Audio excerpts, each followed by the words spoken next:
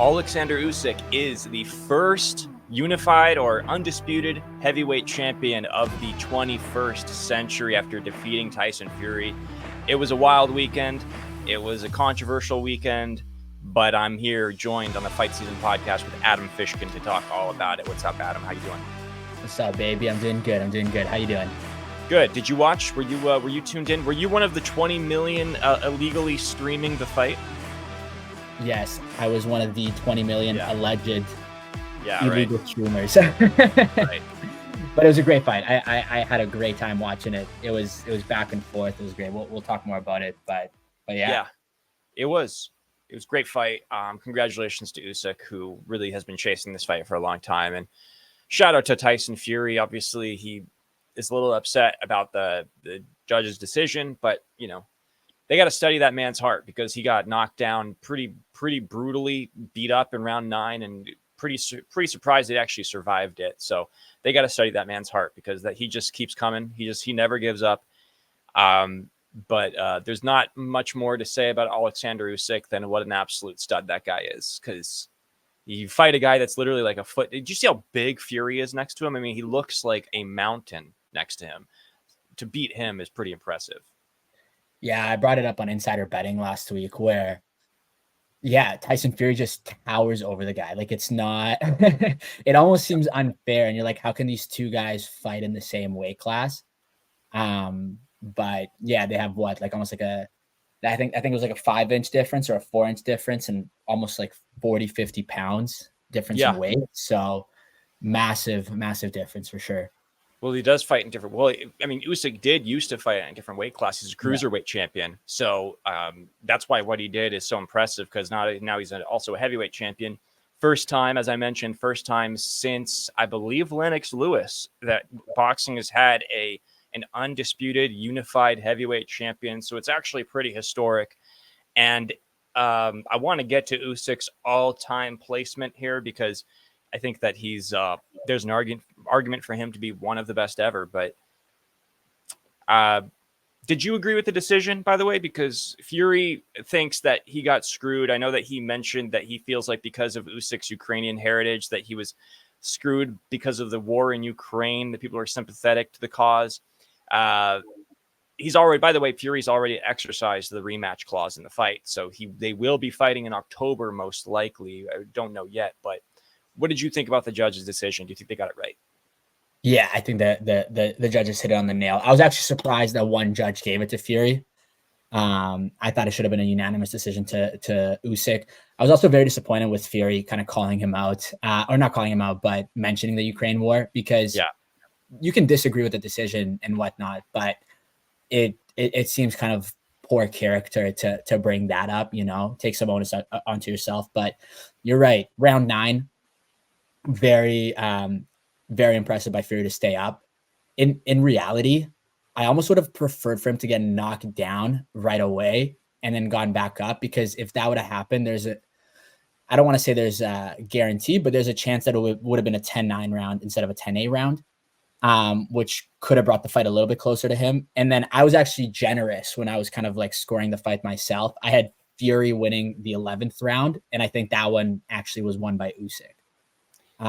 In reality. So yeah, there's just no way for Fury to win that, I don't think. Yeah. I actually thought Fury looked great in like rounds 2 through 5. I think it was 2 through 6. I think he won probably like 4 rounds in a row, I think, where he looked great. He was really, I mean, on my card, I mean, it could be different on yours, but he was looking great. He was actually piecing Usyk up. I was tweeting from the Inside Fighting Twitter or the X account that he was piecing him up. But I think Usyk was winning a lot on technicality, just such a great decision maker and problem solver, ability to find ways of scoring points, like in ways that you're not noticing throughout the course of a fight. And then all of a sudden you start to realize, oh my God, Usyk landed more punches that round. And it kind of just comes out of nowhere. You don't realize it. It's because he's so smart, so technical, just kind of a virtuoso in that regard. But I agree. I think that I can understand why people gave the fight to Fury. Somebody gave the fight to Fury, but I think that more than anything, it would have been more apt to call it a draw than a win for Fury. I don't think Fury did enough to win. Maybe to call it a draw, like, okay, I could maybe listen to your argument, but I think Usyk won fair and square. Now that leads me to Usyk's all-time status here. He's one of the best ever. He's the first of his generation to be the unified, undisputed heavyweight champion. He's currently ranked number 1 overall in the pound-for-pound rankings. He was just moved up. He bumped Naoya Inoue out of Japan. He bumped him to the number 2 spot. I think Usyk has an argument as one of the top 5 heavyweights of all time. It might feel a little bit prisoner of the moment. It might feel like a little bit recency bias. But I think there's an argument for it when it's all said and done. He's 37. He's accomplished a lot. He's a 2-division champion. He's a 2-weight class champion. He won as a cruiserweight as well. A lot of heavyweights can't say that. A lot of heavyweights were too big to do that, to be honest. But to move up from a lower weight class and do what he did to Tyson Fury, who a lot of people feel like is one of the top 5 heavyweights of all time as it is, I think puts you up there. I think it automatically puts you up there. I think if he beats Fury again, I think it's undoubted. I think it's undisputed. He'd be a top 5 heavyweight of all time. I agree with your analysis. It was actually funny. I posted a TikTok before the fight, kind of predicting Fury to win. And in there, I mentioned that he's arguably the greatest heavyweight of all time. People didn't like that. No, not at all. Yeah. I was getting a ton of hate in the comments, which I didn't understand, because if I said that he was the undisputed greatest heavyweight of all time, that's one thing. But I specifically said the word arguably. But anyway, on to Usyk. I think that if he beats Fury one more time, I think you're right. He will be a top 5 of all time for greatest heavyweights. I think it might be just like poor circumstances, because it seems like he's done absolutely everything he could to get that crown. It just like almost just isn't enough. Like he's 37, so there's not much more he can do anymore. But maybe taking on some more fights back in the day, could have put him up there. But he's beaten some of the biggest names in boxing. I think the only one he's probably missing is Deontay Wilder out of the big guys right now. Right. But he's beaten Anthony Joshua twice. If they fight again in October and he beats Tyson Fury a second time, now he's beat Tyson Fury twice. So he's done a lot in the sport. I think that there's also a common theme with the boxers that are considered in like the top 5 rankings. Is a lot of them can speak English and they're really good on the microphone, or they have memorable like moments on the microphone. And Usyk doesn't speak very much English at all. His catchphrase is "I am very feel." That I am very feel. It does not speak English very well at all. So I do think that plays a factor in how a lot of people view professional athletes, because you want to be able to connect with them on some human level, where you can communicate with them. Like if you ask a Ukrainian, they're going to tell you he's number 1. But if you ask a casual boxing fan who speaks English, they're going to say, oh yeah, he's one of the best. They might not crack the top 5 because they can't understand much of what he says beyond his limited English knowledge. I mentioned the 20 million illegal streams. Obviously, we all do it, but the report came out earlier today that Fury Usyk got 20 million illegal streams, leading to $120 million in lost revenue to the TV rights providers. Is this something that we should be surprised about at this point? Like, because it was reported on as if it was news, because it is obviously news, but it feels like a report that's put out there by the TV rights providers because they're upset about how many pay-per-view buys are lost because of this. A, are you surprised? And B, what would be your idea of how they could fix this problem? Should they make these fights free? Should they create some sort of like a streaming service where it's not a pay-per-view, but it's like a subscription fee? Like what would your thought be on it? It's a difficult one. From a business perspective, sure, they can go on and make it free if they can find an advertiser who's going to pay the revenue that they'd otherwise make. But I think it's a pretty simple answer, and it's one that UFC has answered over and over again, and that boxing fails to answer over and over again. It's if you want people to pay for your pay-per-view, you have to give them a full card that's worth watching, or at least a main card that is worth watching. Where I watched the Tyson Fury fight. Did I watch any other fight on that card? No. Was I planning on it? No. Do I know who fought on the card? Also no. The fight being in Saudi Arabia, they absolutely killed production. And that's one benefit I can give them, but that's not going to sell you a pay-per-view. So you just have to put on a better event. The event itself, it just isn't good enough, I don't think. Yeah, I completely agree with that. I think you nailed it right on the head there. And I think that's what Turkey Al Sheikh is doing. He's trying to fix with the Riyadh season. They have a card that they're doing next year, or I forget if it's later this year or next year, Terrence Crawford is headlining it. But you have Pitbull Cruz fighting on it. You have, oh God, I have to find this card. I can't, off the top of my head, I can't find it. But I'll put it up on the screen. Stacked card from top to bottom. And I think that's the problem that they're trying to solve. Because you're right. It is the fact that you're literally just paying for one fight. They had Don King had this problem with Mike Tyson back in the day, where you wouldn't be able to illegally stream anything, right? Because they didn't have the internet in the capacity that we have now, obviously. What they would do is they would actually offer, because Mike Tyson was knocking out his opponents in like the first round, and then people would be paying for these pay-per-views for these crap cards, and then Mike Tyson just knocks the guy out in the first round.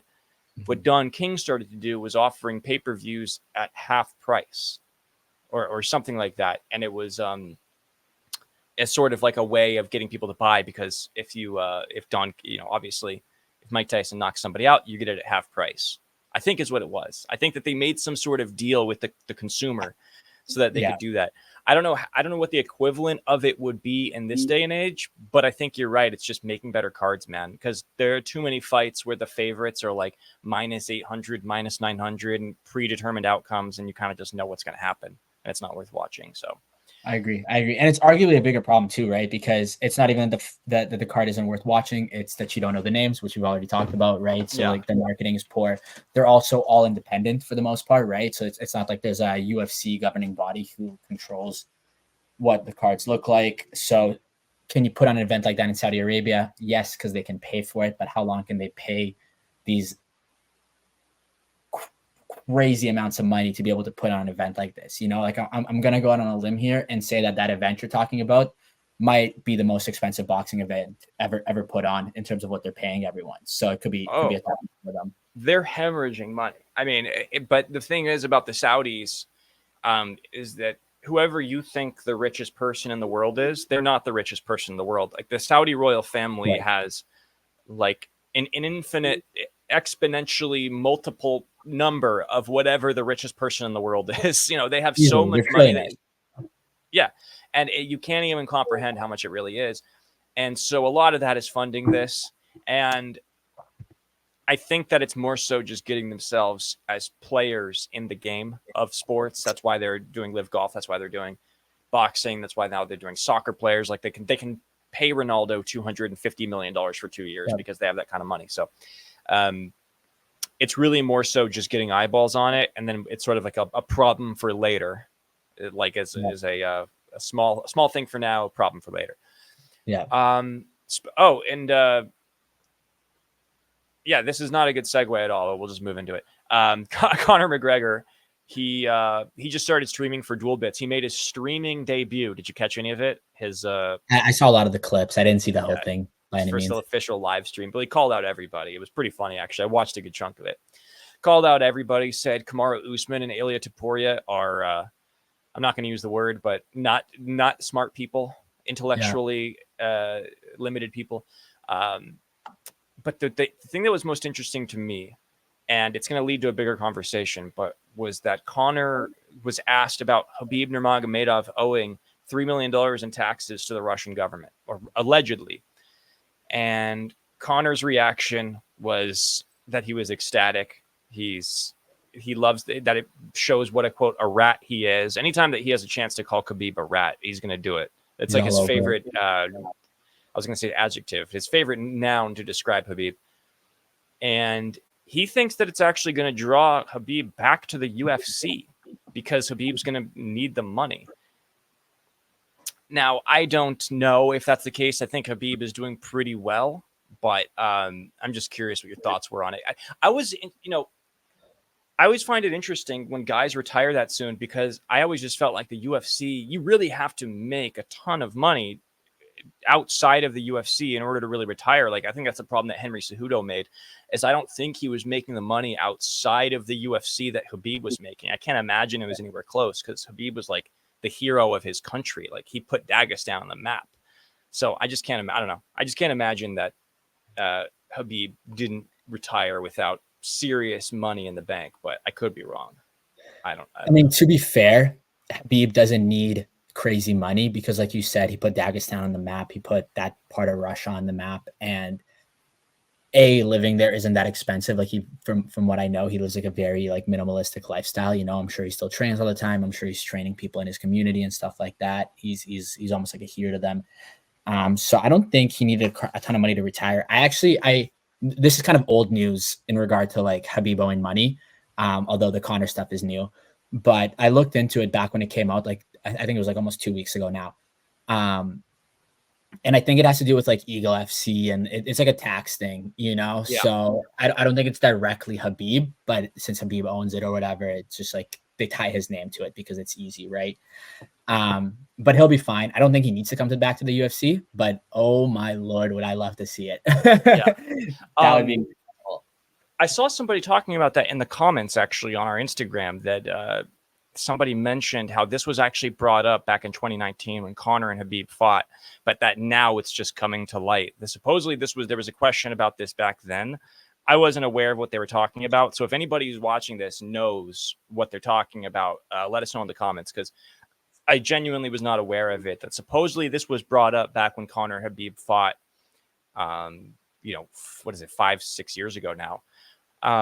But anyways, Ali Abdelaziz, who has never been shy to share his opinions on Twitter, obviously Khabib's manager and Islam Makhachev's manager, responded with an ominous warning to Conor McGregor. I'm going to read it. I'm sorry, I should have had this prepared, but I just want to read it really quick because it's a doozy. It sounds like a threat, if I'm being honest. So he was responding to Conor, talking about the allegations of Khabib being in debt to the Russian government. Conor said it's typical rat behavior. I'm ecstatic and delighted. That's coming out on top of him. And we will welcome him back into the fight game where he's ran from. Ali goes to Twitter, or X, I keep doing that, says, Conor, you keep talking about Khabib. You forgot what happened to you and your team. Be careful what you wish for because none of you guys are safe if you keep talking. Here's the problem is that Khabib's not fighting Conor. So the only way that you could take that is like it's a threat that goes beyond the octagon. And what he's obviously mentioning is that Khabib jumped the octagon when Conor and him fought back in 2019, jumped out of the octagon, attacked Dylan Dennis in the crowd. And it was a huge melee in the crowd, which led to Khabib getting fined millions of dollars by the Nevada Athletic Commission. So is that not a threat, Adam? I mean, it sounds like a pretty thinly veiled threat to me. Yeah, it's like I'm sure he ran it by his legal team before putting that out, but that seems I would hope so. I don't know. He's known for tweeting stuff out that's just kind of wild like this. Yeah, it seems like a straight up threat, but I don't know. I love when Conor does this stuff. And Ali just kind of gets in there for his 5 seconds of fame or whatever. But keep it going. I love the Conor beef with literally anyone. Yeah. So the more the merrier, in my opinion. Well, I would hope that he's doing it because he's setting up one of his guys for a fight with Conor. As of right now, it would be the most likely would be Islam Makhachev, which would be an incredible fight. I hope Conor's right and that Khabib is coming back and it would lead to Conor Khabib 2, which would be just an incredible matchup. It would be, I would argue, one of like my dream matchups, like probably ever. I'd have to think about it, but that would be the fight that I would probably want most. But yeah, I don't know. I don't know why he would tweet that, but I'd honestly be shocked if there is a Conor versus Islam fight. It'd be fun though, but I'd be surprised to see it. Only reason being is that Islam is at such a higher level than Conor, and Islam is already in a sense, although Dustin Poirier deserves it, or maybe doesn't deserve it, but I want to see it. He technically doesn't deserve to fight Islam, right? In a sense. So, right. So Islam's already stooping down a little bit because I think there's no one to fight. He will be fighting some other people who are more deserving. And if Conor makes a run and deserves that fight, by all means, but I just don't see it happening. Unless Islam moves up to 170 and then beats Leon Edwards and maybe Conor, because I don't think Conor wants to fight at 155 anymore anyway, to be honest. But yeah, a lot of things would have to happen, basically. Yeah. Yeah, but no, I'm super excited to see. Well, sorry, not super excited to see. I would love to see Conor fight Khabib, but it did get me thinking. It got me thinking about what other fights do I want to see in the UFC, but strictly with active fighters. And I wanted to pop that question to you if you had any fighters you wanted or any fights you want to see in 2024. I think that the fight I probably want to see the most is probably Topuria versus Holloway, simply because I think that I want to test to see how big Topuria can actually get. Topuria, before he beat Volkanovski, said that he was going to beat Volkanovski and then he was going to beat Holloway in Spain. If they could make that fight in Spain and Topuria could beat Max Holloway, I think that has potential to be one of the biggest sporting events ever put on in Europe, or one of the biggest fights ever put on in Europe, I should say. That would be the fight I would want to see the most. But if I'm being honest, the John Jones apologists aren't going to love this. I want to see John Jones fight Tom Aspinall. I think that that's the fight that has to happen because it's one that makes the most sense. It's not going to happen most likely. It's just going to be John versus Stipe. But I think that if you want to prove that you're the best heavyweight of all time, on top of being the GOAT of mixed martial arts, I think you have to beat the interim champion. So, I don't know. Beat Stipe and then beat the interim champion and then ride off into the sunset. That would be my dream. I like that. Those are two good shouts. I have a couple fights I'd like to see to tag along your Ngannou Ngannou wish, I guess, or dream matchup. Yeah. Sorry, your John Jones dream matchup. I ruined it. I want to see John Jones versus Ngannou. Obviously a very tough fight to see considering that Ngannou's in the PFL, but I think that would be absolutely killer to see. Another fight I'd love to see, and this one is even more unrealistic, but Conor, depends on how his fight goes with Chandler. I would love to see Conor and Nate Diaz throw it back. I think that would be great. And they're one apiece. Let's do the trilogy.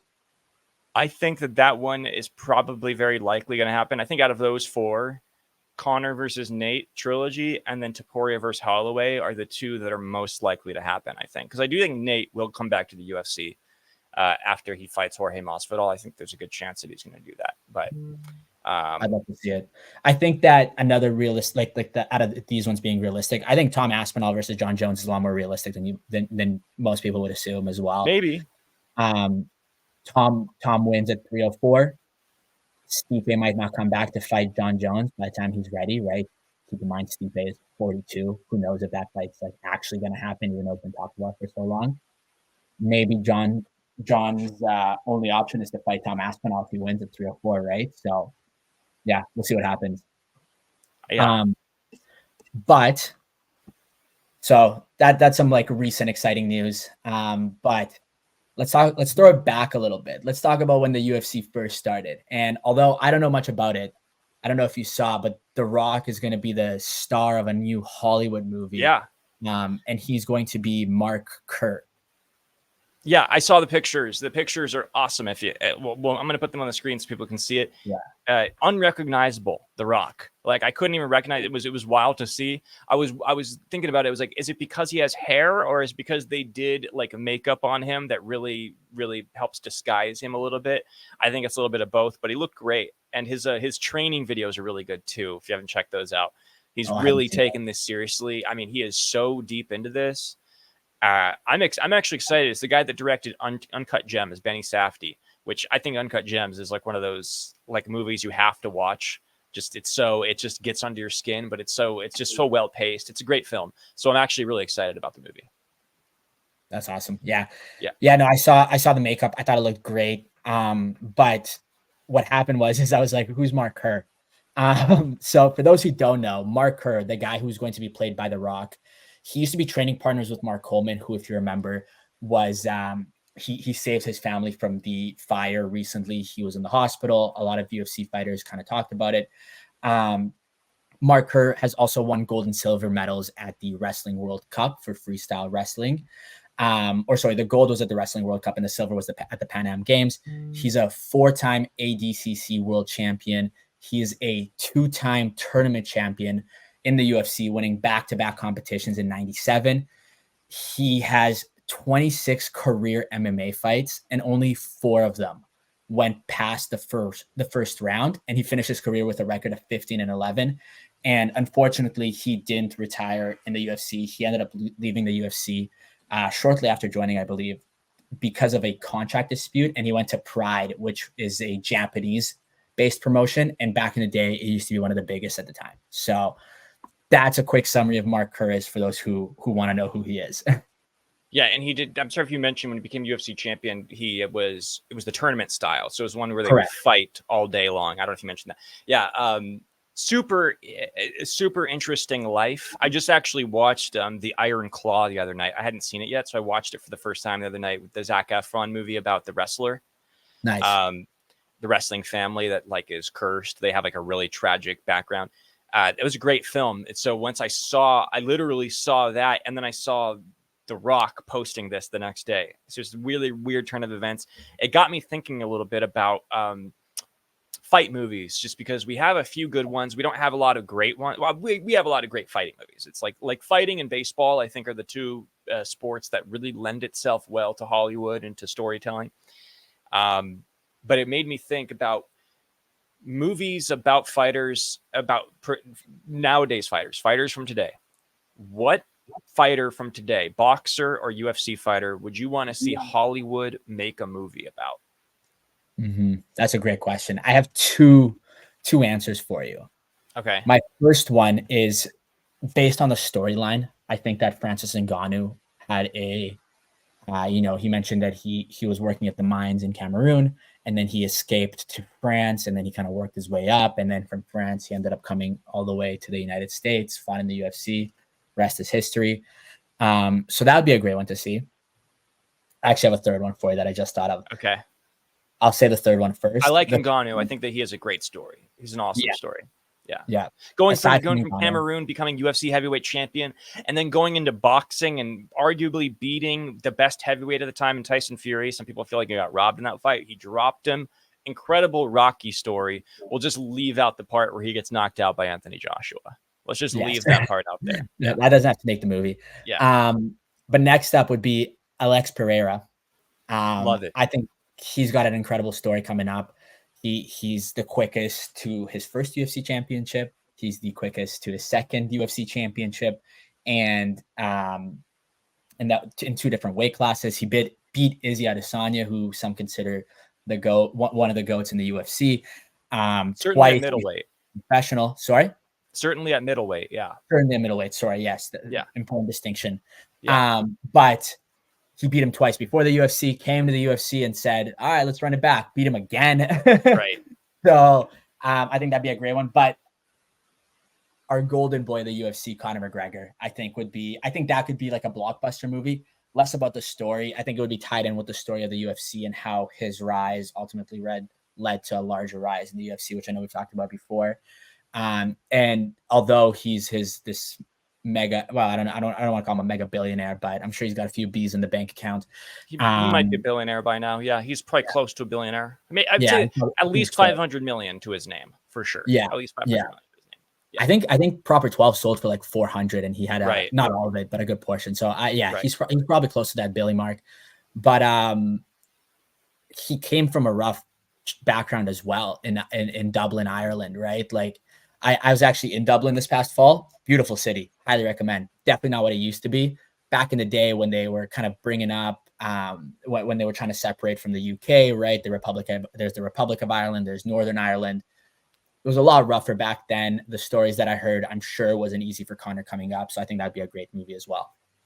Yeah, I like it. It makes me think of that movie Air that they did with Ben Affleck and Matt Damon about Michael Jordan. That one. That's how I would imagine the Conor McGregor story in some regard. Just how he changed it, not just the sport, but like the marketability of the sport, and how the system kind of used him in a way. I love the Alex Pereira one, by the way, because he grew up in the favela in Brazil. He worked in a tire shop. He was an alcoholic. The story writes itself, right? But I have one that is some people might laugh at, but I think it's the best one. It's the all-American version of this tale. It's the American version of Ngannou's story. It's the American version of Alex Pereira's story. It's the American version of Conor McGregor's story. It's the Sean Strickland story of Sean Strickland growing up in a self-proclaimed, quote, white trash family, and a poverty-filled family.